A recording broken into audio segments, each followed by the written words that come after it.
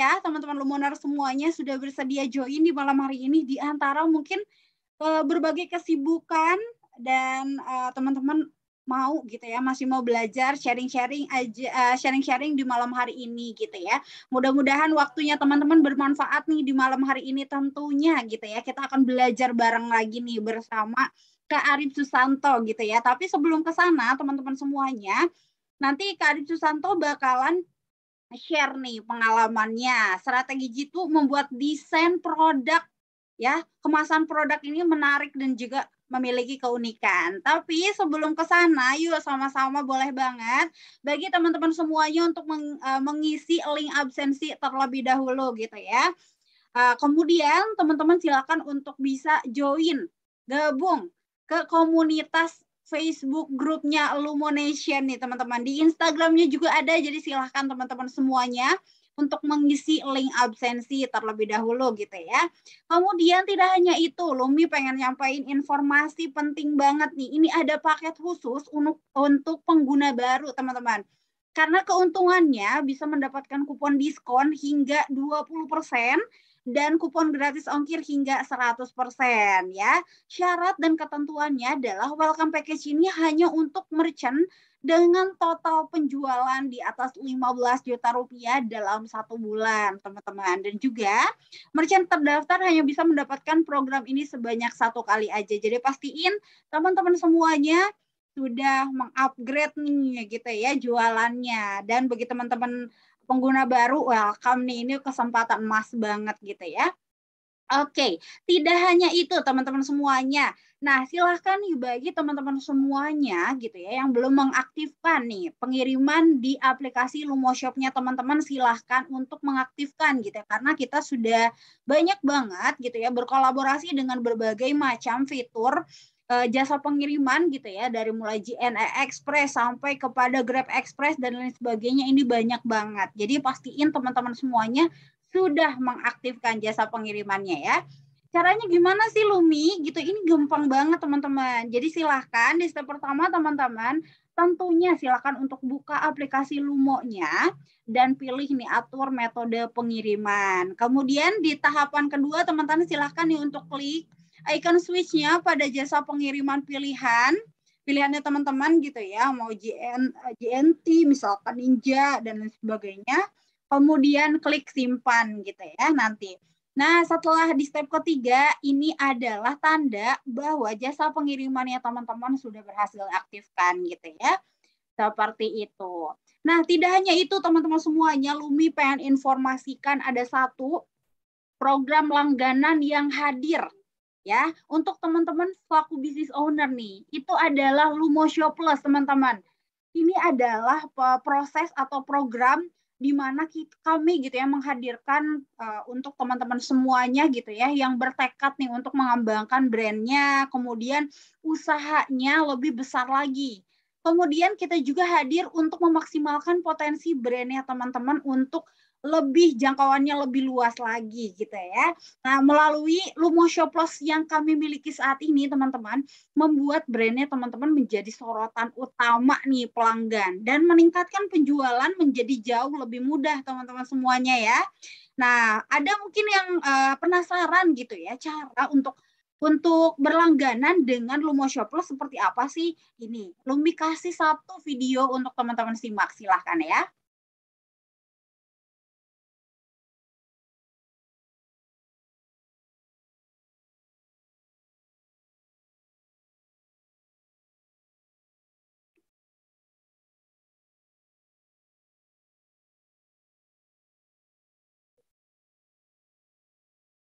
Sorry, oke. Ada kendala teknis nih ya, sebentar teman-teman semuanya.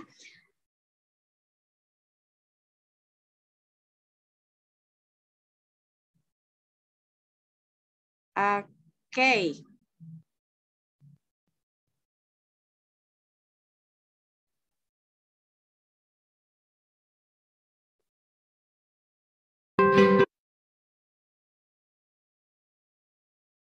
Oke, sebentar ya teman-teman semuanya, ada sedikit kendala ternyata ya. Oke, yuk sama-sama kita simak kembali teman-teman semuanya satu videonya ya.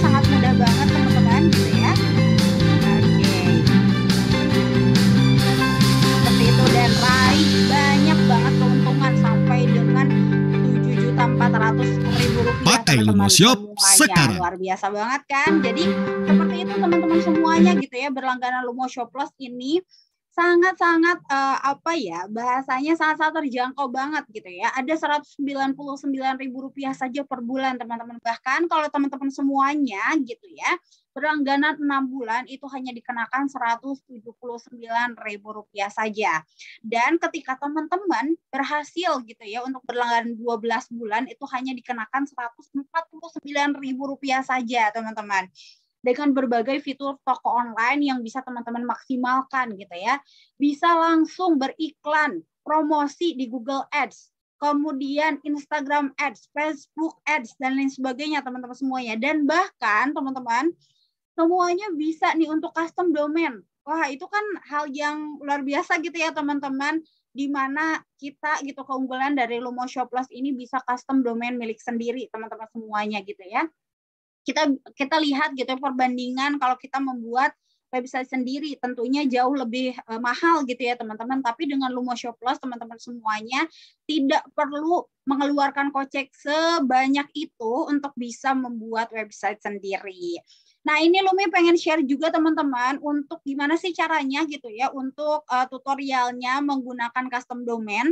Nah, di step pertama tentunya teman-teman silakan pilih banner ya. Pilih banner domain milik sendiri di bagian fitur yang sering dipakai.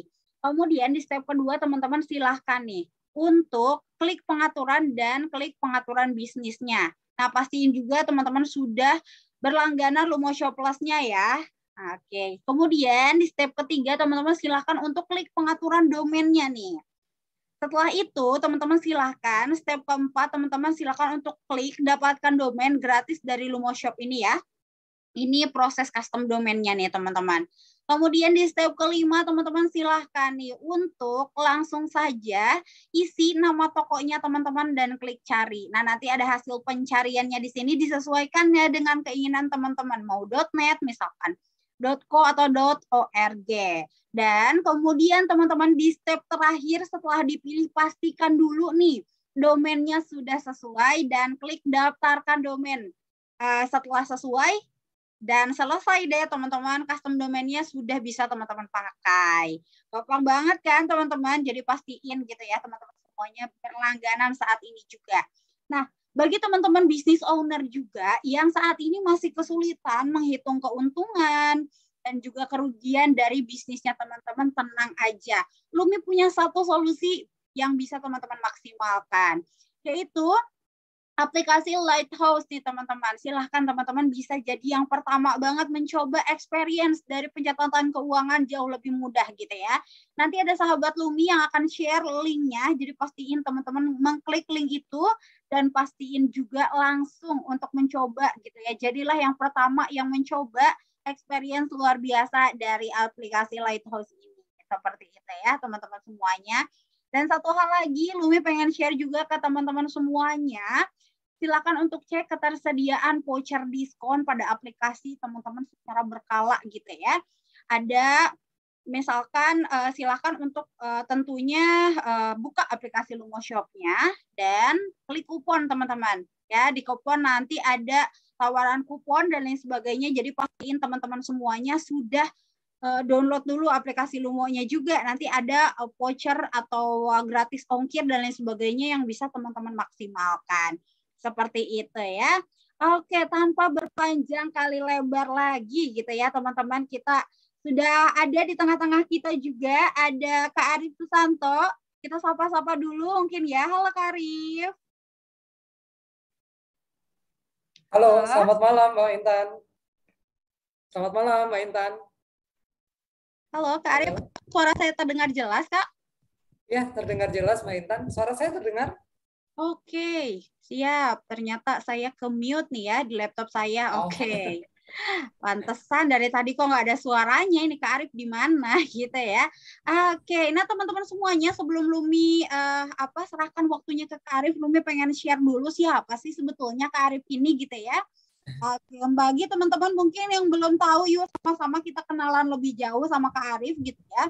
Di mana Kak Arif ini adalah seorang founder dan juga CEO dari PT Kreasi Karya Raya gitu ya. Nanti kita sama-sama gitu ya teman-teman untuk belajar bareng di malam hari ini dengan Kak Arif tentunya. Nah, selain founder dan CEO dari PT Kreasi Karya Raya gitu ya, Kak Arif juga adalah Vice President bidang kreatif dan branding 2020 sampai saat ini ya. Kak Arif luar biasa banget nih. Kemudian tidak hanya itu, ada in-house designer. Wow, desainer juga nih ya, experience-nya ada di 2012 sampai dengan 2013 gitu ya, perusahaan kerajinan tas Surabaya itu ya, Kak. Oke. Kemudian, aduh ini kalau saya beberkan semuanya gitu ya, experience yang Kak Arif sudah lakukan kayaknya 1 jam nggak bakalan kelar-kelar nih, Kak ya. Nanti biarkanlah Kak Arif langsung saja untuk present ke teman-teman semuanya gitu ya, experience dan juga achievement gitu ya yang Kak Arif sudah lakukan dan Kak Arif sudah dapatkan di usia yang masih tergolongnya masih muda gitu ya, dan juga ada ada perkenalan juga kemarin gitu ya dengan dengan tim gitu, bahwa Kak Arif ini adalah seseorang yang memang sudah punya luar biasa di umur 30 tahun gitu ya, di umur belum 30 tahun tapi sudah menghasilkan karya yang luar biasa gitu ya. Oke, tanpa berpanjang kali lebar lagi, yuk sama-sama kita serahkan waktunya ke Kak Arif Susanto. Satu lagi nih Kak Arif, sorry, bagi teman-teman semuanya yang mau berdiskusi lebih lanjut dengan misalkan teman-teman ingin bertanya dan lain sebagainya, silahkan untuk mengetikkannya di kolom chat ya. Oke Kak Arif, waktu dan tempat saya persilahkan ke Kak Arif ya. Silahkan Kak Arif. Oke. Terima kasih Mbak Intan. Malam-malam rasanya semangat banget dengerin Mbak Intannya. Betul Luar banget biasa ini. sekali. Iya, karena belajar bareng gitu ya. Kita kalau nggak semangat nanti gimana Kak? Gitu ya. Oke, silakan Kak Arif. Siap. Terima kasih Mbak Intan atas waktu dan kesempatannya. Luar biasa sekali malam hari ini ya dengan luminars semuanya yang ada di seluruh Indonesia. Sangat luar biasa sekali malam-malam jam 8 baru pulang kerja atau baru pulang ngitungin omsetnya berapa di bisnisnya masing-masing, tiba-tiba ikut webinarnya Luminar gitu mungkin. Malam hari ini saya akan spesifik untuk memberikan sharing tepatnya ya, kita akan sharing tentang tips and trick gitu ya untuk bikin packaging gitu. Nah ini sebenarnya bisa dikatakan ya jadi salah satu keseharian saya di perusahaan saya tadi yang sudah diperkenalkan singkat oleh Pak Intan juga gitu. Oke, saya tidak berlama-lama, saya coba untuk share screen terlebih dahulu. Oke.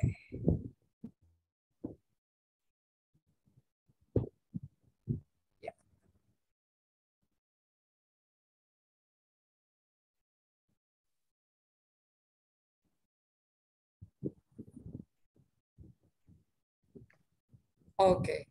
Ya, malam hari ini kita sharing-sharingnya adalah tentang satu penunjang produk kita. Kalau teman-teman mungkin di sini ada yang sudah mulai berbisnis, mulai dari yang UMKM atau mungkin bisnisnya udah besar gitu ya, omsetnya udah miliar mungkin, atau mungkin omsetnya baru yang kecil.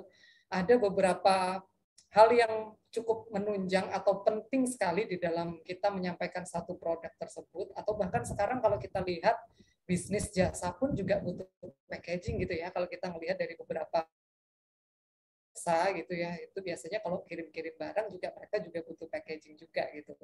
Jadi menurut saya pribadi packaging ini adalah salah satu hal yang sangat penting sekali dalam menunjang bisnis, baik bisnis produk maupun bisnis jasa gitu teman-teman.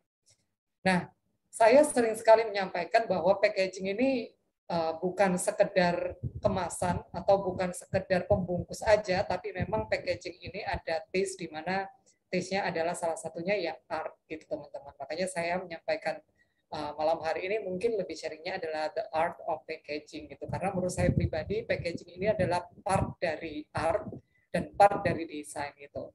Jadi bisa dikatakan ya packaging itu adalah bagaimana kita mendevelop sebuah desain, kemudian ketemu dengan material sampai jadilah sebuah kemasan gitu teman-teman.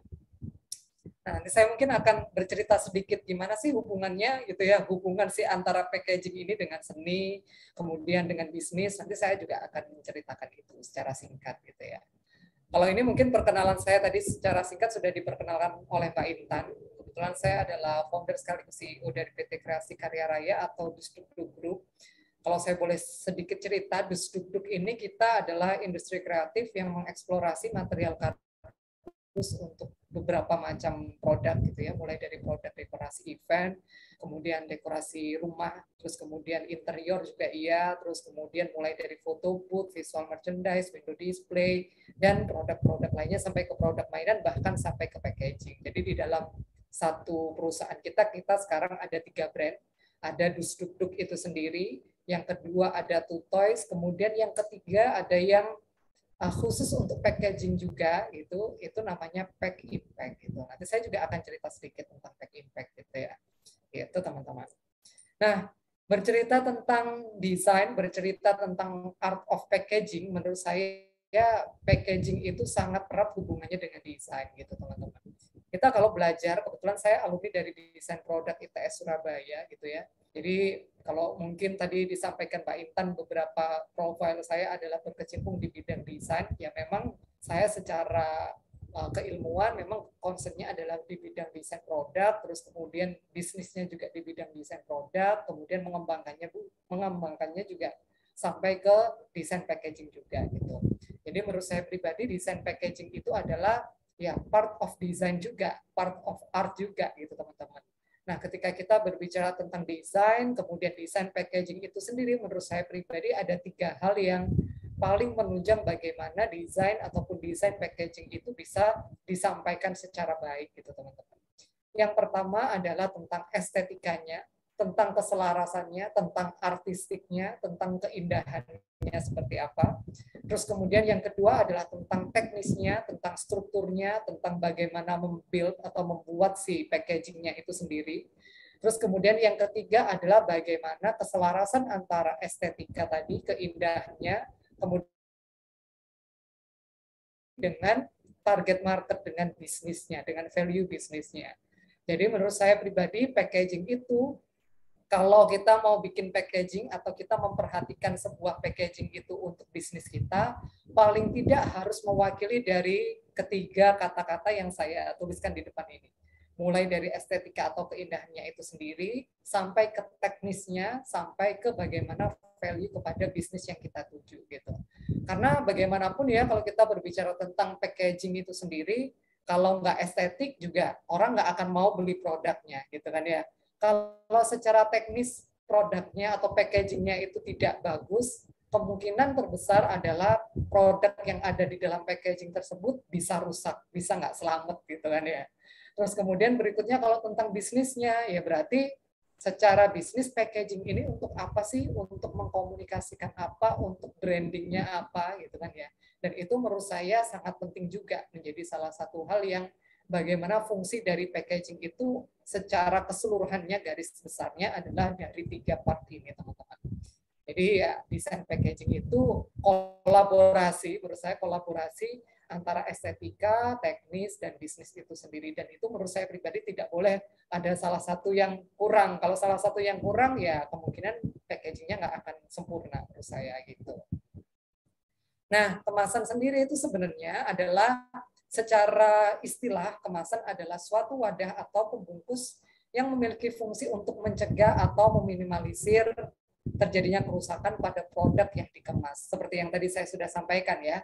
Jadi kemasan itu pada intinya adalah bagaimana membungkus sebuah produk, bagaimana meminimalisir sebuah produk yang ada di dalam packaging tersebut bisa minimalisir kerusakannya gitu ya. Jadi intinya kemasan itu adalah bagaimana melindungi gitu. Itu adalah makna utama dari sebuah packaging. Jadi jangan sampai ketika kita tadi berpikir tentang estetika tapi ternyata dari packagingnya tidak melindungi gitu ya. Berarti secara strukturnya tidak baik gitu kan. Jadi menurut saya pribadi ya ketika kita bikin packaging, lagi-lagi kita akan kembali bagaimana secara strukturnya juga harus bisa compact, harus bisa sesuai dengan manfaat dari produk tersebut. Terus kemudian bagaimana secara estetika juga bisa ditampilkan secara baik, secara menarik juga, secara unik juga, secara kreatif juga gitu kan. Terus kemudian apapun yang dibikin di dalam kemasan tersebut paling tidak sesuai dengan target marketnya gitu ya. Nah ini juga kalau contoh di sebelahnya ini kebetulan adalah packaging dari kopi gitu ya. Sekarang kalau kita melihat packaging dari kopi aja memang hampir semuanya berlomba-lomba bagaimana produk itu bisa ditawarkan ke customernya dengan profil si branding dari kopi-kopi tersebut gitu ya. Apalagi di Indonesia kalau kita lihat banyak sekali brand-brand kopi gitu kan ya. Jadi salah satu tujuannya dari kemasan pun itu ya signature secara eksplisitnya adalah bisa menjadi signature ataupun bisa menjadi salah satu icon dari brand tersebut juga gitu kan. Gitu teman-teman. Nah, paling tidak dari fungsi kemasan yang sudah saya sampaikan tadi, yang pertama, yang terpenting adalah yang melindungi kualitas produknya, gitu kan ya. Produknya semahal apapun, semurah apapun, kalau packagingnya bisa benar-benar melindungi dari kualitas produk yang ada di dalamnya, paling tidak customer yang membeli produk kita ya akan terpuaskan dengan produk yang dibelinya, gitu kan ya. Karena apa? Karena pada akhirnya ya orang membeli sesuatu itu bukan sekedar membeli packaging, tapi produk yang kita tawarkan, gitu kan ya. Walaupun mungkin packaging itu menjadi salah satu daya pemikat, daya tarik dari sebuah produk, tapi menurut saya pribadi ya tetap tujuannya adalah orang ketika membeli sebuah produk ya tujuannya adalah tentang fungsi dari produk tersebut gitu ya. Bukan sekedar fungsi dari packagingnya gitu. Walaupun mungkin packaging itu menjadi salah satu hal yang bisa mempengaruhi orang tersebut untuk membeli produk yang kita tawarkan gitu. Terus kemudian yang kedua, membuat produk tahan lebih lama. Nah, ini juga sangat penting juga. Ternyata packaging itu bukan sekedar untuk melindungi, tapi packaging itu juga bisa membuat produknya lebih tahan lama gitu kan ya. Ya kalau kita bandingkan itu mungkin orang jualan kue lah katakanlah ya. Orang jualan kue di pasar yang mungkin nggak ada packagingnya yang proper gitu ya dibandingkan dengan yang mungkin kue yang ada di mall yang packagingnya benar-benar di proper gitu ya, itu akan sangat berbeda, secara impresif juga berbeda, secara ketahanan produknya pun juga bisa sangat mungkin berbeda juga gitu kan. Itu yang menjadi salah satu fungsi kemasan juga untuk produk biar lebih tahan lama juga gitu. Terus kemudian yang ketiga, sebagai sarana komunikasi produk dan branding. Nah ini juga sangat penting sekali ternyata gitu. Fungsi kemasan ya tidak lain tidak bukan adalah sebagai salah satu sarana komunikasi. Bagaimana di dalam satu packaging itu kan nggak cuma sekedar packaging berwarna putih polos atau hitam polos atau coklat polos gitu kan ya. Tapi dari satu kemasan tersebut ada logonya, ada fotonya, ada warnanya gitu kan ya. Bahkan kalau kita taruh di beberapa etalase di swalayan atau di minimarket, packaging tersebut ya bisa jadi salah satu hal yang membedakan dengan kompetitor-kompetitor di produk-produk serupa gitu kan ya.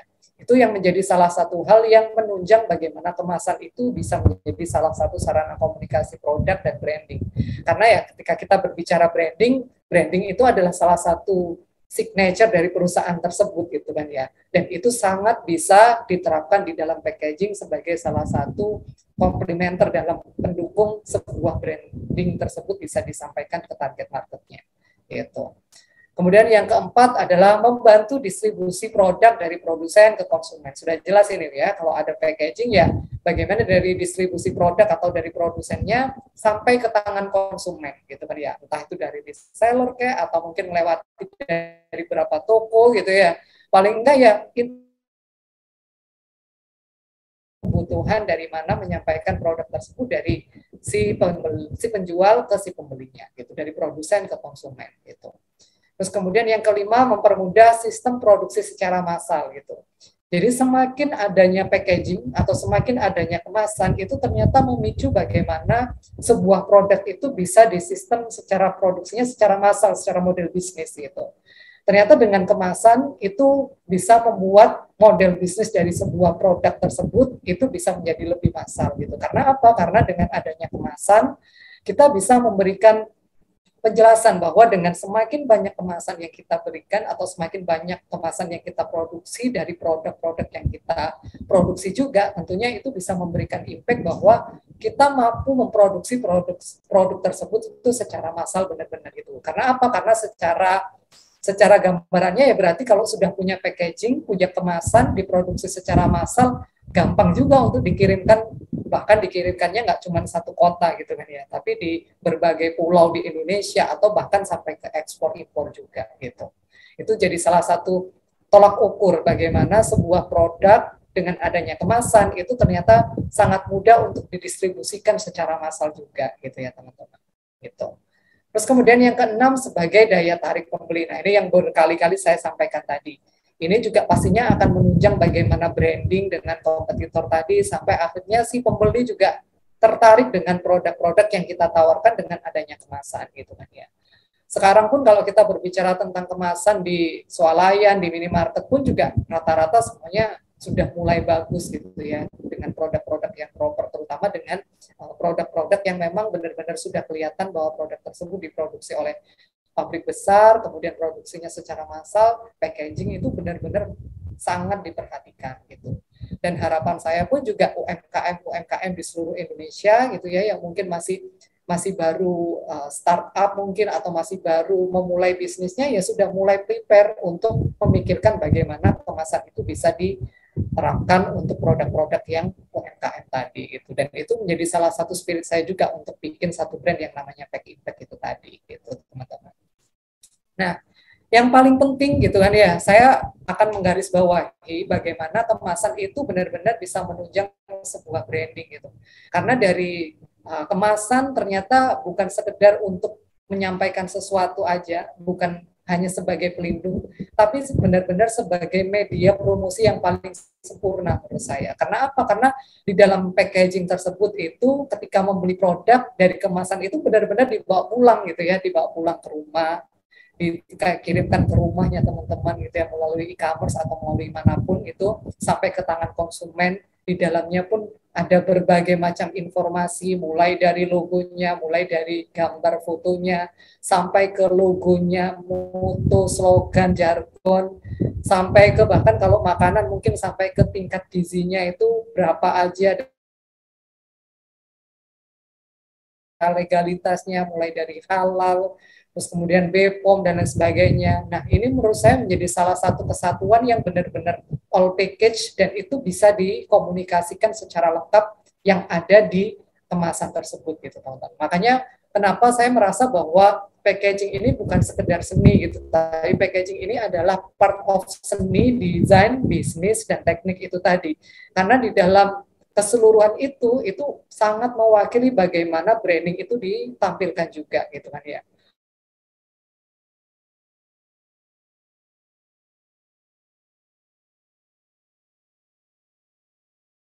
Sebuah perusahaan.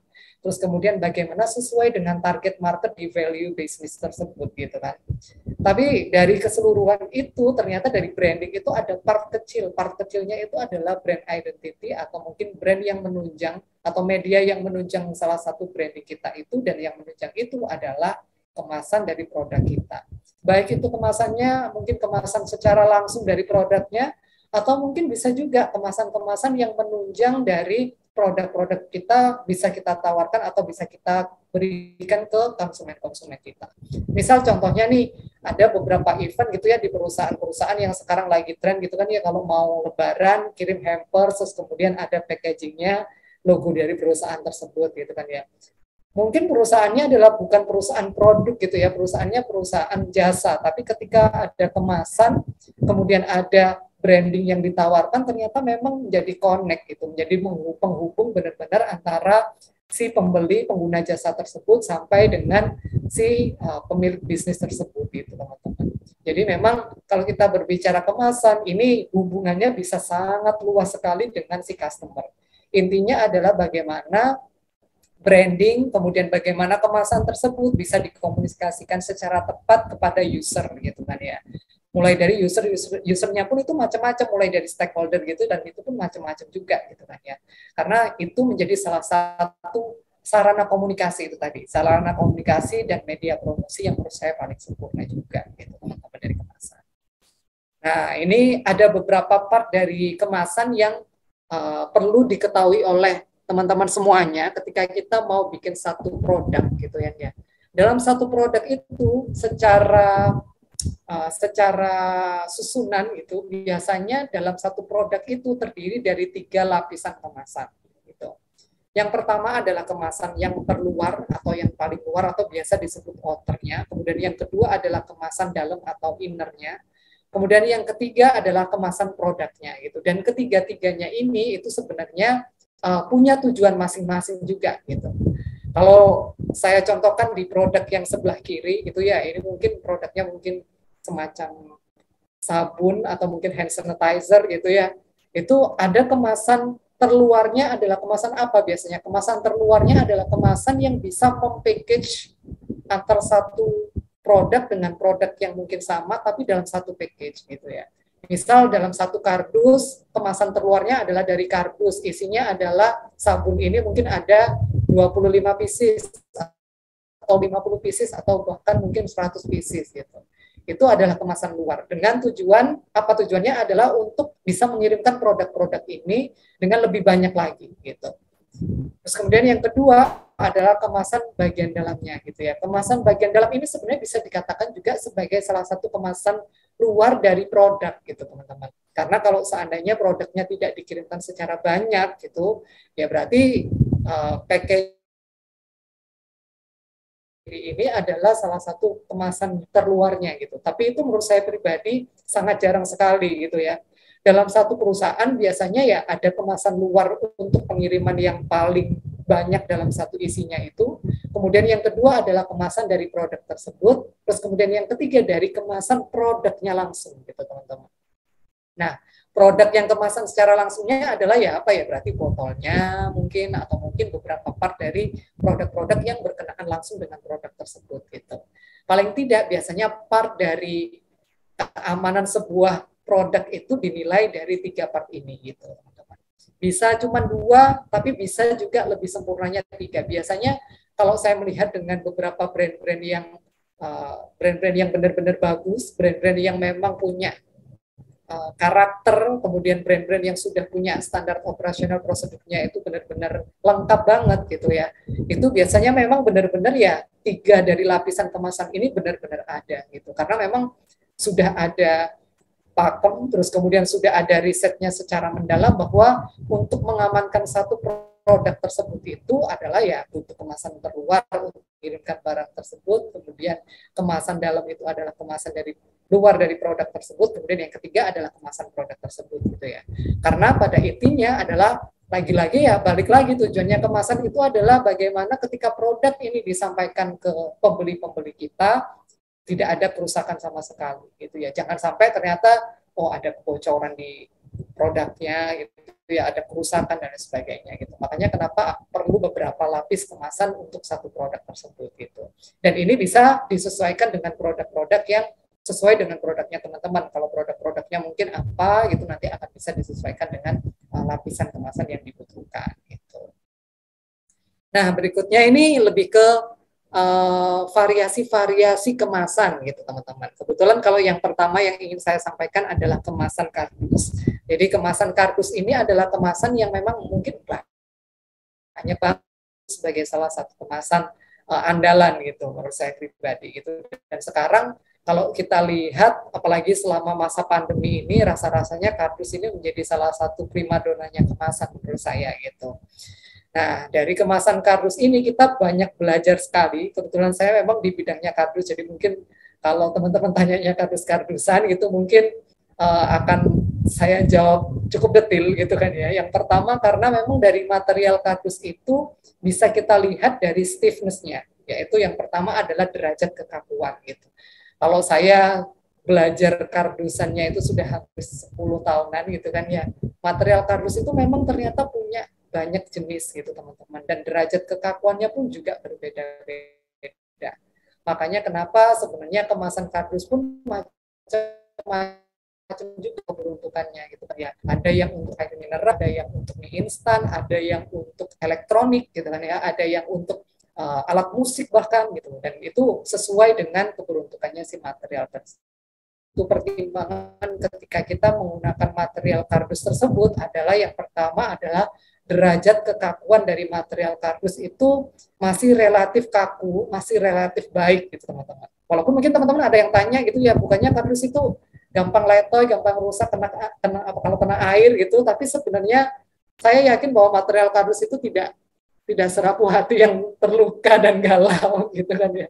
Karena memang sebenarnya secara kekakuan si material kardus itu nggak semudah itu untuk kita rusak gitu teman-teman. Makanya kalau kita melihat dari beberapa produk-produk referensi gitu ya, mulai dari produk gelas mungkin atau mungkin produk-produk yang berhubungan dengan kaca gitu ya, dari di package pakai kardus aja mereka masih sangat kuat juga, masih bisa aman gitu kan ya. Gitu. Tergantung dari derajat kekakuannya juga, karena memang dari material kardus punya banyak macamnya gitu.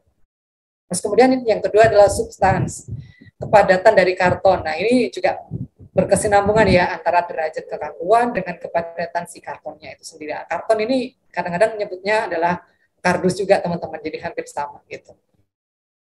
Kemudian yang ketiga adalah thickness dari ketebalan karton. Nah ini juga sangat berpengaruh dan ini bisa jadi salah satu kesatuan ya antara kekakuan, kepadatan sampai ketebalannya si material kardus tersebut gitu. Dan material kardus itu kan ketebalannya macam-macam, ada yang 2 mili, ada yang 4 mili, ada yang 10 mili, bahkan ada yang 1,5 mili dan sebagainya gitu. Terus kemudian yang keempat, grand direction atau arah serat karton. Jadi material kardus itu kan kalau kita lihat ada gelombangnya dan itu ternyata sangat mempengaruhi bagaimana melindungi produk yang di dalamnya. Makanya kalau kita bikin packaging dengan material kardus itu sebenarnya kita juga harus mempertimbangkan arah serat kartonnya atau arah serat kardusnya itu ke arah mana, sehingga produk yang ada di dalamnya itu benar-benar terlindungi dan benar-benar nggak rusak gitu teman-teman. Jadi makanya kalau mungkin teman-teman melihat packaging secara detail di material kardus gitu ya, itu sebenarnya antara serat-serat gitu ya, antara gelombang-gelombang yang biasa kelihatan di samping gitu, itu biasanya kalau teman-teman bisa melihat pasti nanti dari satu produk kemudian produk lain itu mungkin ada yang mirip untuk ketahanannya tersendiri, ada mungkin yang berbeda juga disesuaikan dengan keberuntukan dari produk yang ada di dalamnya tersebut gitu. Kemudian yang kelima adalah moisture content gitu ya, jadi kelembapan ya. Nah ini tadi yang mungkin sempat saya sampaikan juga, ternyata material kardus juga sebenarnya untuk kelembapannya tingkatnya juga nggak terlalu benar-benar yang kalau kena air atau mungkin di tempat ber-AC benar-benar langsung rusak gitu kan, nggak seperti itu ya, tapi punya kadar kelembapan tertentu juga gitu teman-teman. Gitu. Kemudian yang keenam adalah smoothness dari atau kehalusan. Nah material kardus pun juga tingkatan dari kehalusannya pun juga berbeda-beda. Jadi menurut saya pribadi dengan adanya material kardus ini itu akan bisa kita sesuaikan dengan kebutuhan-kebutuhan yang sesuai dengan produk kita gitu kan. Bahkan sekarang kalau kita melihat perkembangan kemasan material kardus ini sudah ya, karena memang material kardus ini ya mulai dari pengiriman, kemudian dari lapisan inner gitu kan ya, kemudian sampai lapisan produk itu semuanya bisa dari 3 lapisan pun itu semuanya bisa menggunakan material kardus. Karena memang material kardus ini punya banyak value gitu teman-teman, dan punya banyak jenisnya sesuai dengan kekakuannya, kepadatannya, ketebalannya, arah seratnya tadi, kelembapan, bahkan kehalusannya juga gitu. Tapi kalau saya boleh memberikan saran, biasanya kemasan-kemasan kardus ini sebaik mungkin adalah untuk produk-produk yang benar-benar membutuhkan tingkat keamanan yang cukup ekstra juga gitu kan ya. Makanya biasanya tadi yang saya sampaikan mulai dari gelas mungkin atau barang pecah belah itu sebenarnya material kardus sudah cukup aman gitu. Tinggal bagaimana cara kita mempackage lebih kuatnya lagi, apakah dengan bubble wrap atau mungkin dengan paper wrap gitu kan ya. Sekarang kan ada beberapa alternatif untuk melindungi si packaging tersebut gitu. Ya. Terus kemudian yang berikutnya adalah kemasan plastik. Nah, kemasan plastik ini sebenarnya juga ada beberapa macam gitu, mulai dari kemasan plastik yang benar-benar rigid gitu, sampai ada beberapa plastik yang fleksibel. Nanti saya ada beberapa plastik yang fleksibel juga, teman-teman. Nah, untuk kemasan plastik yang rigid ini, yang pertama adalah variasi bentuk sesuai dengan proses atau desain itu.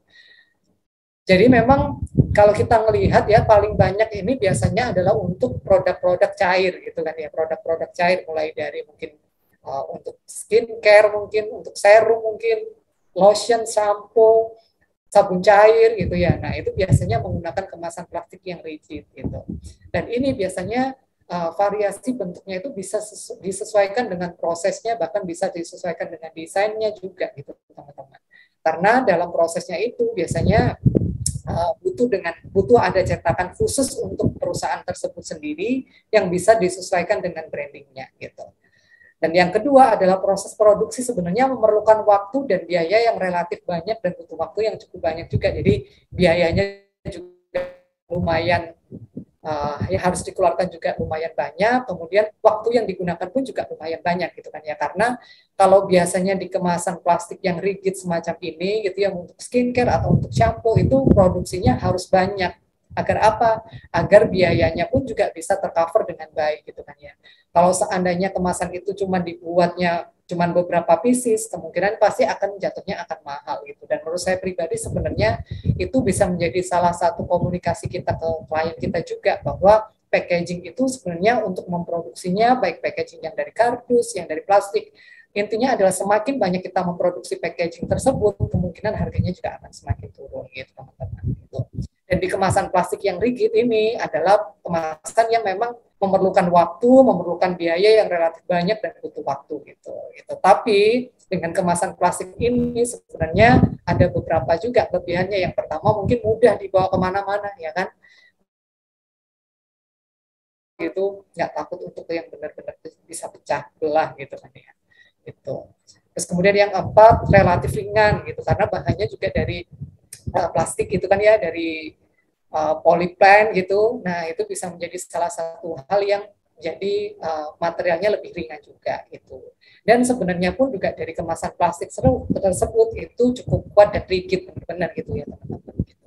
Apalagi kan sebenarnya dari plastik rigid tersebut itu juga punya banyak jenis juga gitu teman-teman gitu kan ya. Dan menurut saya pribadi ketika kita memilih satu produk dengan kemasan plastik itu pun kita juga harus benar-benar lihat nih material atau mungkin produk-produk yang ada di dalam botol tersebut, botol plastiknya itu kira-kira seharga apa, semahal apa gitu ya, yang itu juga bisa mempengaruhi dari kemasan plastik tersebut juga tentunya untuk harga jualnya gitu kan ya, gitu teman-teman. Jadi intinya kalau kemasan plastik rigid ini rata-rata digunakannya adalah untuk produk-produk yang isinya adalah produk cair gitu teman-teman. Nah, ini yang berikutnya adalah kemasan fleksibel. Nah, ini kemasan fleksibel ini sebenarnya juga kemasan-kemasan yang berhubungan dengan fleksibilitas dari produk tersebut, produk-produk yang ada di dalamnya gitu ya. Yang pertama adalah kemasan fleksibel plastik yang bisa dibuat satu lapis atau satu bahan juga, mulai dari mungkin bahannya bisa aluminium foil, cellophane dan sebagainya gitu kan ya, atau mungkin paper dan sebagainya gitu kan ya, itu bisa macam-macam juga. Jadi kemasan fleksibel ini bukan berdasarkan dari materialnya sefleksibel apa, tidak hanya dari plastik gitu kan ya, tapi bisa bermacam-macam tergantung dari karakteristiknya dari packaging tersebut gitu. Dan ini kemasan fleksibel ini harganya relatif murah gitu teman-teman. Makanya kalau kita ngelihat kan ya oleh-oleh gitu ya, biasanya di beberapa minimarket atau toko oleh-oleh rata-rata juga pakai kemasan fleksibel semacam ini karena memang ini salah satu kemasan yang harganya relatif murah gitu. Terus kemudian yang ketiga kemasan untuk benda ringan atau tidak kuat ban. Jadi rata-rata ya barang-barangnya kecil, kemudian bendanya juga ringan yang tidak benar-benar untuk ditumpuk secara bebannya benar-benar yang beban berat gitu. Terus kemudian yang keempat bentuk kemasan mulai dari saset, pouch, polybag, dan beberapa produk-produk atau mungkin beberapa kemasan-kemasan fleksibel yang sekarang juga banyak banget yang kreatif-kreatif gitu kan ya. Gitu. Tapi secara umumnya adalah yang bentuknya adalah saset, pouch, ataupun polybag itu sendiri gitu. Dan itu menjadi salah satu karakteristik juga bahwa kemasan fleksibel ini benar-benar ya bagaimana bisa benar-benar fleksibel kita bawa gitu ya, benar-benar fleksibel kita bisa kirimkan dan sebagainya gitu. Kalau kita paling gampang mencontohkannya ya shampoo saset mungkin atau mungkin obat-obat atau mungkin sekarang ada ya antiseptik yang dari saset gitu kan ya, dan itu sebenarnya kan untuk memfleksibilitaskan si pembeli juga ketika membutuhkan produk-produk kita juga gitu kan ya, semakin mudah untuk mendapatkan produk kita, semakin mudah juga untuk memangsa pasar sesuai dengan target market kita. Ketika kita membuat sebuah produk atau membuat sebuah packaging tersebut harus benar-benar connect antara produk dengan si kemasannya sampai ke target market yang kita maksudkan gitu kan ya. Kalau kita bikinnya saset berarti saya berharap bahwa dengan adanya saset ini orang akan dengan membeli produk-produk saya. Nah, itu jadi satu kesatuan tujuan dalam kita mendesain satu produk ke kemasannya juga gitu. Itu ya, teman-teman. Terus kemudian berikutnya adalah kemasan gelas. Nah, ini bentuk mempengaruhi kekuatan gelas juga gitu kan ya. Kalau kita lihat sekarang juga mulai banyak orang yang mulai memperhatikan bahwa dari kemasan gelas ini maksudnya adalah kemasan kaca gitu ya, teman-teman, botol kaca gitu. Nah, ini dari bentukannya aja itu sebenarnya juga mempengaruhi dari kekuatan dari botol tersebut, dari gelas tersebut gitu, teman-teman. Karena memang dari secara proses pembuatannya pun juga lebih rumit, lebih lama gitu kan ya, karena butuh molding, butuh cetakan, butuh dicetak, waktunya pun juga mengeringkan juga lebih banyak waktunya lagi gitu kan ya, teman-teman. Gitu.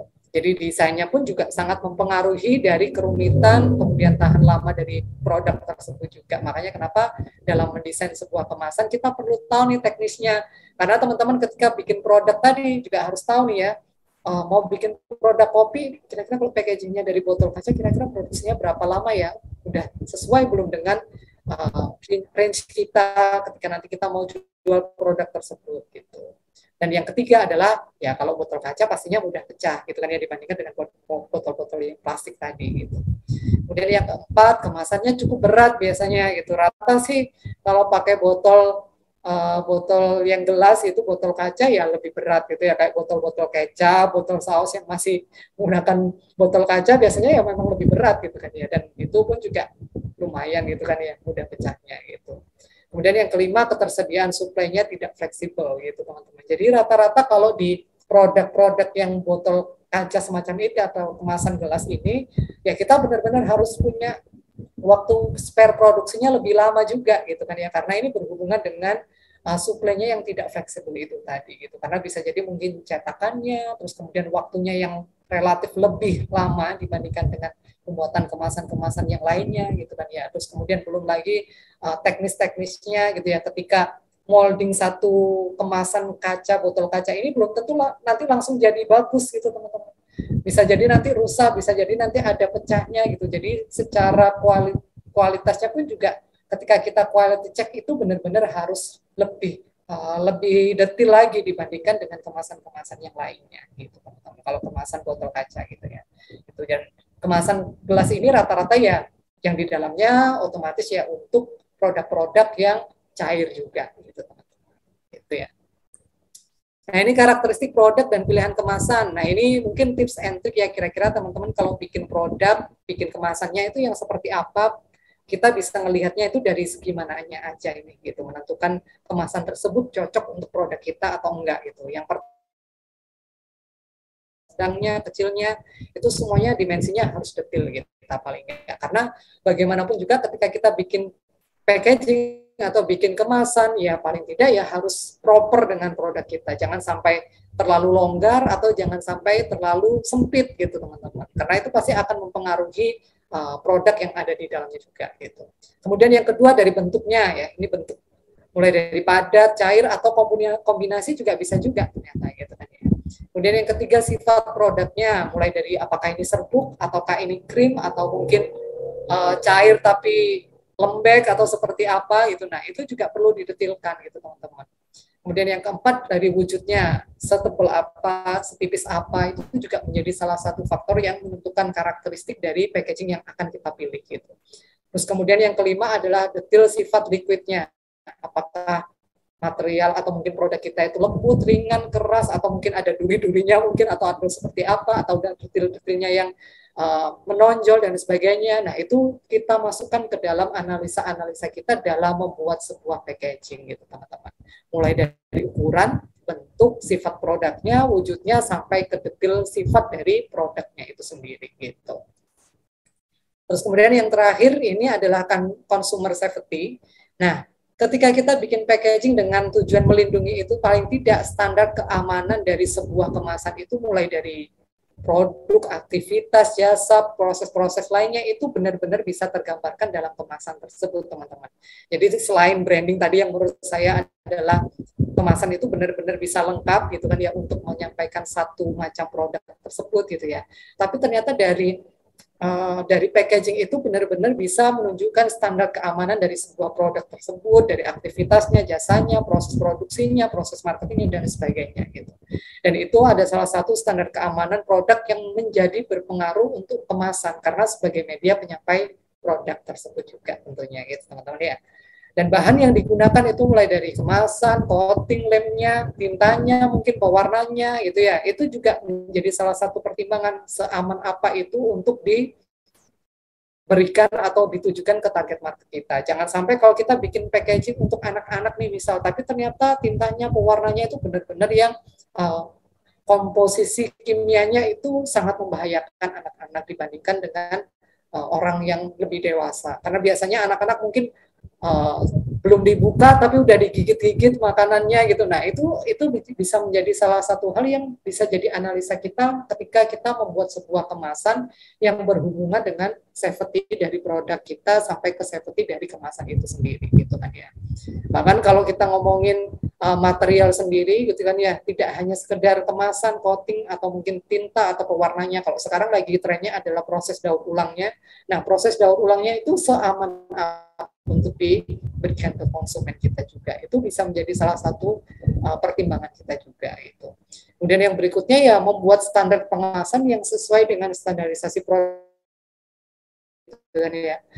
Dan itu juga kita sesuaikan dengan standar operasional prosedur yang ada di perusahaan kita juga gitu. Mulai dari produknya, ke pengemasannya, sampai ke keamanannya ke pembeli kita. Karena ya bagaimanapun packagingnya bagus nih, tapi ternyata membahayakan orang pembelinya gitu kan ya, entah dari kemasannya, mungkin lemnya atau apapun gitu kan ya.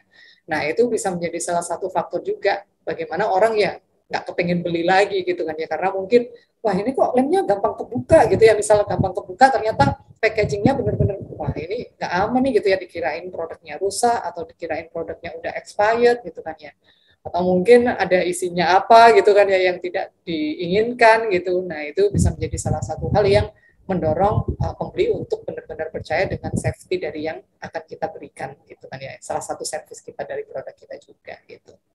Kalau ini beberapa contoh dari packaging yang sudah saya buat di Pack Impact gitu ya, di Dusdukduk di perusahaan saya, mulai dari packaging perhiasan, packaging kutek, sampai packaging makanan, sampai banyak sekali packaging-packaging yang sudah kita buat gitu ya.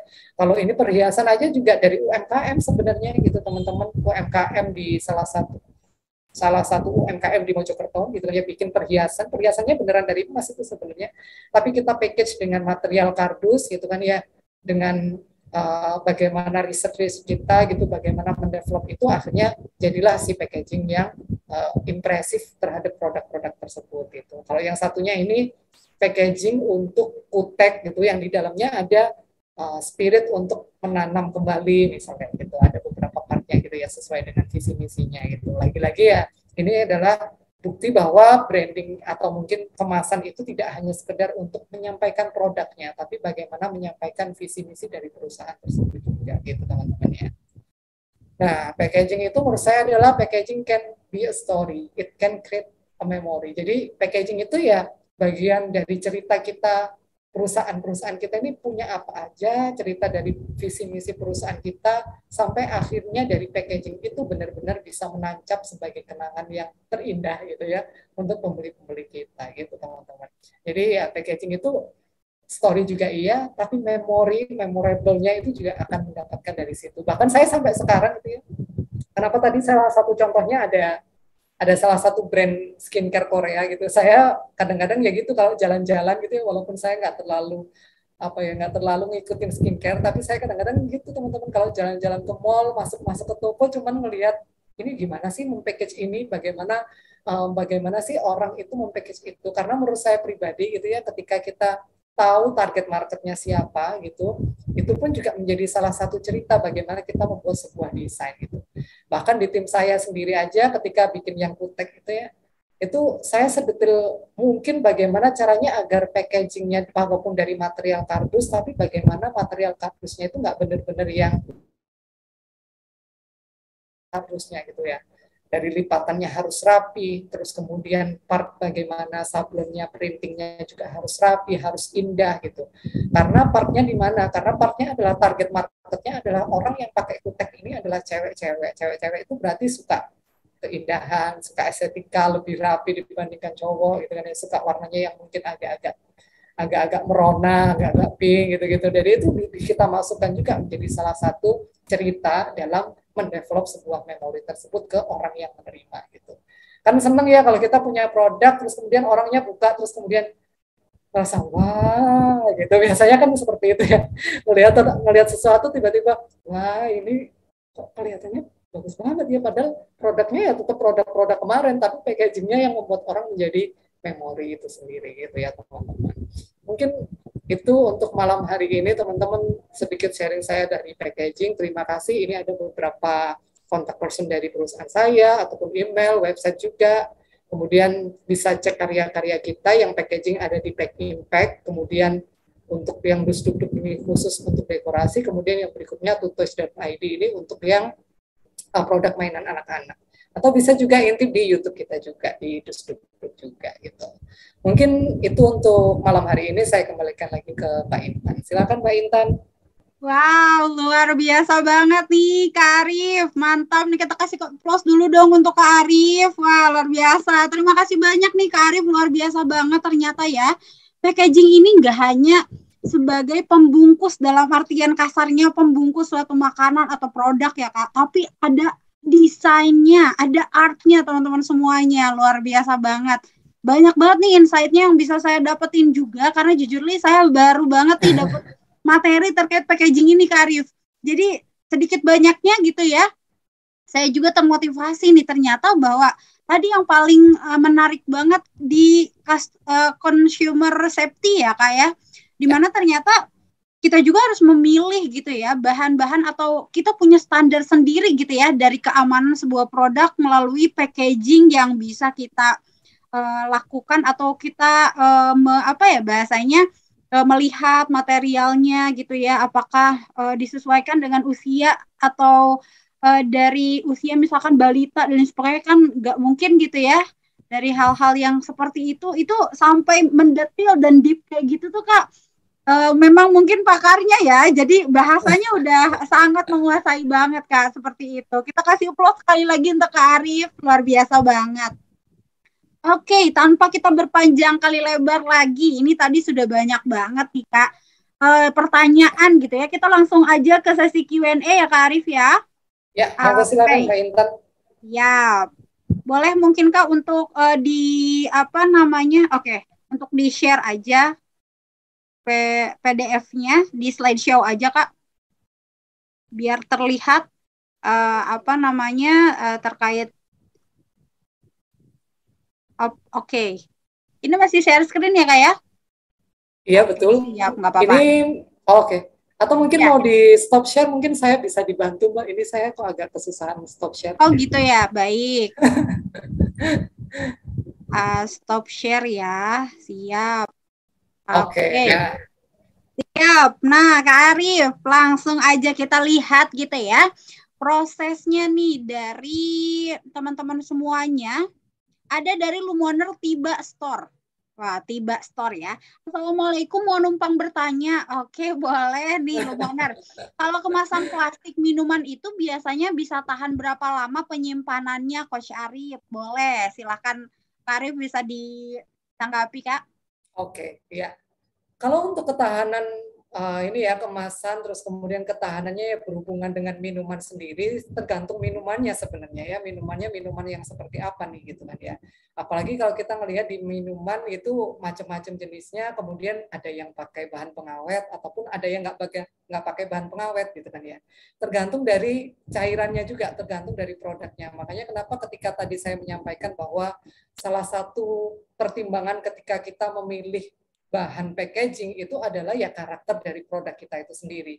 Kalau seandainya packaging kita dari cairan tadi terus kemudian nggak ada bahan pengawetnya gitu kan ya, berarti kan ya bagaimana packagingnya nggak usah terlalu yang ribet-ribet banget pembuatannya gitu kan ya. Karena dari situ kan pasti kita mempertimbangkan bahwa orang butuh mengkonsumsi produk kita secara cepat gitu kan ya.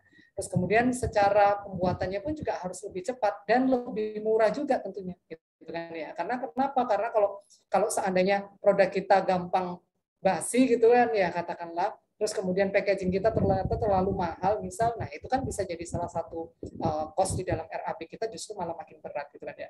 Jadi kita ngomongin packaging tapi ternyata ngomonginnya ke RAP gitu kan ya. Wow. Tapi memang karena benar gitu kan ya. Karena dari satu produk itu sangat, ketika kita udah nambahin packaging kan pasti berhubungan dengan RAP juga gitu, dan itu menurut saya satu kesatuan ketika kita bikin materialnya. Jadi dilihat dulu karakteristik si materialnya gitu. Oke. Mantap nih ya, luar biasa banget. Oke, seperti itu ya Lumoner Tiba Store nih untuk jawaban dari Kak Arif terkait kemasan plastik ini biasanya tahan itu berapa lama dan sebagainya. Silakan bisa disesuaikan gitu ya. Oke, kita lanjut nih. Wow, sepertinya saya sudah nggak asing lagi dengan nama Bung Destur. Halo, Lumoner Bung Destur, luar biasa banget nih. Tanya suhu. Kemasan itu pada umumnya apakah ada masa kadaluarsanya? Kalau nggak salah kemasan plastik itu ada nomor yang menentukan ketahanannya. Bagaimana penjelasannya?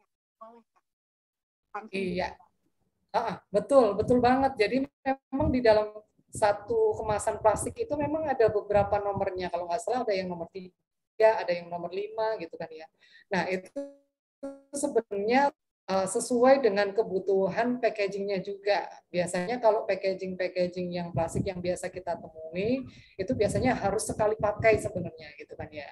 Harus sekali pakai, makanya ada beberapa nomornya itu. Nanti coba dicek di searching sendiri teman-teman, kira-kira nomor berapa sih yang harusnya sekali pakai. Karena kadang-kadang gini nih, kalau ada produk yang dimasukkan ke dalam satu botol gitu kan ya, terutama mungkin yang dimasukkan itu adalah produk-produk yang mungkin ada rasanya mungkin, terus kemudian yang mungkin bisa memicu alkohol mungkin, yang bisa memicu ini ya, apa kayak api dan sebagainya gitu. Nah itu menurut saya pribadi harus benar-benar dipertimbangkan bagaimana material yang digunakan itu tidak hanya sekedar material yang oke bisa melindungi aja, tapi apakah setelah itu ada kemungkinan orang akan bikin kemasan itu untuk dimasukin minuman yang lainnya lagi gitu. Nah itu juga bisa menjadi salah satu pertimbangan ketika kita bikin packaging gitu kan ya. Sebelum digunakan, kemudian pada saat kita gunakan, terus kemudian after kita gunakan itu ada kemungkinan orang mau pakai lagi nggak gitu. Karena kalau ada kemungkinan orang mau pakai lagi, berarti ya kita harus memilah dan memilih nih kira-kira material yang cocok apa gitu kan ya. Biasanya kalau yang orang aman untuk digunakan kembali, biasanya adalah packaging yang botol kaca tadi gitu teman-teman. Itu ketika dibersihin lagi, dimasukin air minum lagi atau dimasukin air, itu kan yang mau dimasukin ke kulkas atau dimasukin mana lagi, dia biasanya lebih awet gitu teman-teman. Tapi kalau seandainya beberapa material yang plastik gitu kan, terus kemudian material plastiknya yang nggak terlalu bagus, biasanya ya cuma sekali pakai atau mungkin 2 kali pakai kalau terpaksa dipakai gitu kan ya. Itu ya memang masanya cuma 2 kali pakai atau 1 kali pakai bahkan gitu teman-teman.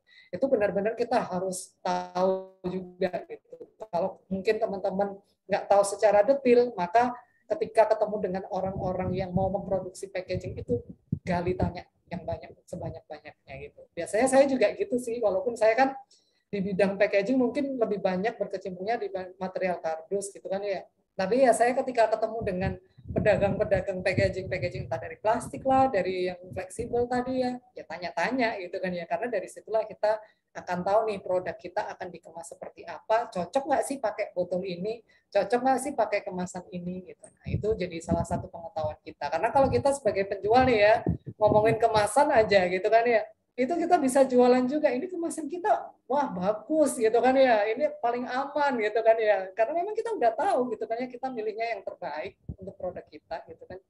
Itu sih menurut saya. Oke, wah luar biasa banget seperti itu ya Bung Destur. Jadi nanti bisa di searching lagi gitu ya kalau misalkan ternyata memang ada packaging yang hanya 1 kali pakai. Ada mungkin ada beberapa packaging juga yang masih bisa dipakai lebih dari 1 kali, mungkin ada Karif atau di Ada. Ada ya. Oke, jadi nanti bisa disesuaikan, siap. Kemudian di sini masih banyak banget ya. Oke. Kemudian tadi ada Lumoner Rose. Pak, maaf ada contoh dus untuk makanan tadi sudah sudah di-share juga oleh Kak Arif terkait contoh-contoh dari dus untuk makanan ya. Kemudian kita lanjut ke Lumoner Hafiz. dalam menentukan packaging yang baik itu ada risetnya dulu nggak sih? Tahapannya seperti apa, Kak? Silakan bisa ditanggapi, Kak Arif. Oke, iya. Kalau tadi mungkin sambil bantu yang packaging makanan banyak banget gitu ya. Jadi Yes. nggak perlu contoh macam-macam kalau menurut saya. Sekarang apalagi ibu-ibu di majelis taklim aja makanan dari pengajiannya juga dari kardus juga kadang-kadang gitu kan. Betul. Gitu. Jadi menurut saya itu banyak banget bisa di-searching gitu. Nah, kalau pertanyaan yang kedua, bagaimana risetnya? Sebenarnya dari yang tadi sudah saya sampaikan, yang pertama sendiri adalah bagaimana kita menganalisa produk kita itu karakteristiknya seperti apa, gitu kan ya. Mulai dari jenisnya, bentuknya, ukurannya, terus kemudian standar liquidnya, sifatnya seperti apa, itu dulu. Setelah itu baru ke kira-kira siapa sih target market kita, gitu kan ya. Apakah kalau kita bikin satu produk gitu kan ya, produk makanan pedas gitu ya, biasanya kan rata-rata warnanya kalau nggak merah, orange gitu-gitu. Nah itu baru ke arah desain gitu kan, karena kita berharap bahwa yang kita sampaikan sesuai dengan harapan si target market gitu ya. Kalau misal packagingnya warna merah, wah ini kayaknya bener-bener makanannya makanan pedas banget nih kayaknya gitu kan ya. Nah berarti itu part di mana kita sudah mempertimbangkan bagaimana branding yang sesuai dengan perusahaan kita tadi, itu sesuai dengan target marketnya. Jadi yang pertama adalah karakter di si produknya yang ada di dalamnya. Kemudian yang kedua adalah tadi target marketnya. Kemudian yang ketiga mungkin survei-survei ke perusahaan-perusahaan yang memproduksi packagingnya gitu kan ya. Terus kemudian dari berikutnya adalah ya penentuan dari harga RAB-nya gitu. Sudah sesuai belum sama harga dari produk kita yang mau kita jual gitu. Oke, Itu sih wow. secara singkat. Siap, Kak Arif. Oke, luar biasa banget nih. Gitu ya, teman-teman Lumoner. Wah, luar biasa banget nih. Banyak banget insight ya yang bisa kita dapetin nih. Untuk kemudian bisa lebih ideal gitu ya menentukan packaging gitu, teman-teman. Kemudian di sini juga ada dari Lumon Amanah Sultan. Wah, ini Mas Agung nih ya. Oke, Mas Agung, ada pertanyaan. Packaging yang bagus bisa menaikkan harga jual, tapi berbanding terbalik dengan harga jual. Oh, maksudnya di bawah nih. Bagaimana cara mensiasati ketika harga packaging lebih mahal daripada harga produk, Kak? Silakan bisa ditanggapi. Nah ini jadi salah satu pertimbangan yang banyak banget ditanyakan UMKM. Tapi kalau saya boleh bercerita sedikit ya, saya kenapa bikin Pack Impact itu salah satunya adalah spirit saya adalah bagaimana membantu UMKM untuk bikin packaging yang bagus gitu. Karena setiap kali saya jalan-jalan ke tetangga-tetangga sekitar kita gitu ya, mulai dari yang Singapura, Malaysia ataupun ke Thailand gitu dulu-dulu sebelum pandemi gitu ya. Itu rata-rata mereka kalau bikin oleh-oleh itu packagingnya bagus-bagus banget gitu kan ya. Saya sampai kadang-kadang ini makanan kan cuman asinan jambu gitu kan, di Indonesia ini banyak kayak gini gitu kan ya, tapi di Thailand bisa di package dengan sangat bagus, harganya juga mahal gitu kan ya teman-teman. Nah intinya dari mana? Intinya sebenarnya yang paling pertama ketika kita bikin produk gitu ya, mau packagingnya semahal apapun, mau packagingnya semurah apapun, ketika kita sudah tahu bahwa dari produk yang kita jual itu benar-benar punya value, baik itu mungkin secara rasa, bentuk, atau apapun yang bisa kita berikan ke customer, dan itu sebagai salah satu solusi yang utama gitu kan ya. Orang akan tutup mata, packaging itu harganya lebih mahal gitu ya dibandingkan produk kita, itu orang akan tutup mata. Dibandingkan dengan kita bikin produk packagingnya jangan terlalu murah-murah banget lah gitu kan ya. Tapi kalau terlalu murah packagingnya, rasa produknya selezat apapun gitu ya, terus kemudian produknya sebagus apapun, orang juga akan mikir-mikir dua kali mau beli gitu kan ya.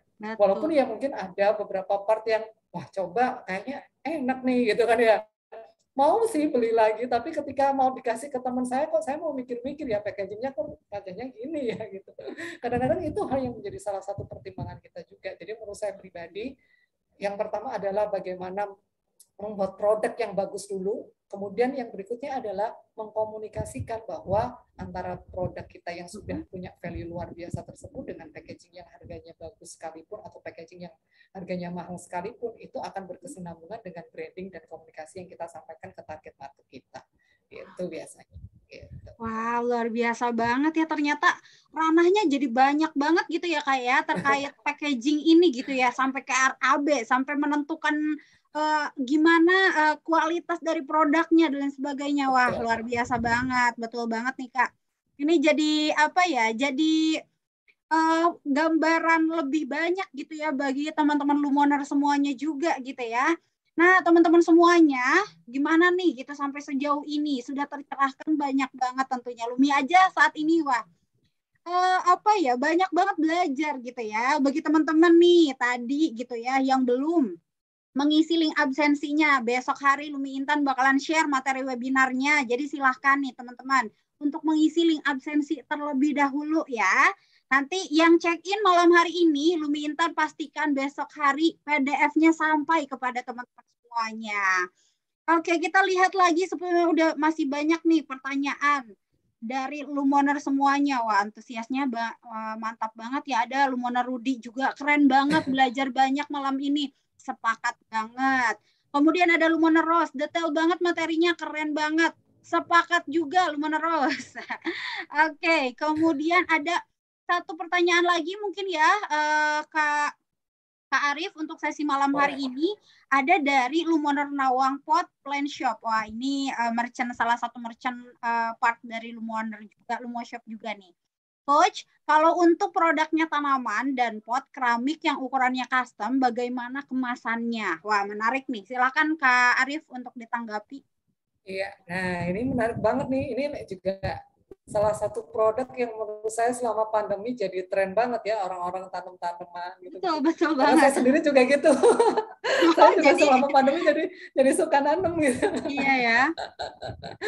Nah, ini saya pun juga kadang-kadang kalau bikin apa ya, kalau dapat produk gitu ya, beli produk pun juga seneng banget melihat packagingnya gitu, teman-teman. Nah, packaging yang menurut saya cocok untuk produk-produk tanaman, kemudian ada pot keramiknya. Salah satu yang bagus adalah dari material kardus, atau mungkin juga bisa dari paper yang kita pilih, tapi papernya yang lebih tebal gitu. Tapi kalau menurut saya sebenarnya material kardus itu bisa jadi salah satu yang bagus juga, karena tadi kan saya menyampaikan ya di materinya bahwa dari kemasan kardus itu di dalamnya pun kalau mau ada keramik ataupun botol kaca ataupun gelas ataupun piring itu bisa menjadi salah satu pilihan material yang aman juga gitu. Kalau seandainya takutnya material kardus nanti warnanya coklat-coklat aja dong gitu kan ya, enggak gitu ya, jadi enggak membatasi material kardus itu bisa difinishing pakai stiker, bisa difinishing pakai sablon dan sebagainya gitu kan, dan itu bisa kita kreasikan macam-macam. Bahkan sekarang yang sering kita lihat itu kan packaging kardus misal coklat gitu ya, terus kemudian dikasih stiker warna putih di beberapa part aja gitu ya, kayak pakai beberapa huruf yang font-fontnya agak-agak Jepang gitu kan ya. Ternyata ya itu bisa jadi salah satu trigger juga orang beli, wah produknya kayaknya unik juga ya, kayak dari Jepang atau seperti apa yang sesuai dengan branding perusahaan kita juga gitu kan ya. Nah, itu kemampuan dari kita mendesain itu tadi. Secara estetika harus jalan, secara struktur teknis dari produk tersebut ya paling nggak pot keramiknya juga mau dikirim dari Jakarta, mau dikirim ke Papua, mau dikirim ke Amerika pun juga harus aman gitu kan ya. Nah, itu kemudian yang ketiga sesuai dengan target marketnya. Sekarang mungkin ada beberapa packaging yang harus kreatif juga nih. Oh, ternyata packagingnya ini kalau dibuka bagian atasnya, yang bawahnya ini bisa digunakan untuk penopang siputnya juga nih gitu kan ya. Ada beberapa part yang kardus yang multifungsi gitu, packaging yang multifungsi gitu kan ya. Nah, itu ternyata juga bisa jadi salah satu daya tarik juga untuk bikin packagingnya lebih menarik sesuai dengan perusahaan kita juga. Itu teman. Menarik lah pokoknya. Wow, menarik banget seperti itu ya, Lumoner Nawang gitu ya, terkait jawaban dari Kak Arif nih, luar biasa banget. Tadi saya sempat mention gitu ya, nggak mention tapi mengutip dari perkataan dari Kak Arif. Tadi ada quote of the day. Oke. Tadi itu ada perkataan Kak Arif yang terngiang-ngiang banget di kepala saya jadinya gitu ya. Menurut Kak Arif, kemasan itu tidak hanya menyampaikan produk, tapi menyampaikan visi misi dari sebuah perusahaan. Waduh, itu quote of the day banget nih Kak untuk malam hari ini gitu ya. Kemudian tadi juga ada satu paragraf, bukan paragraf ya, satu kalimat gitu ya. Packaging can be a story, it can create a memory. Wow, itu deep banget loh Kak.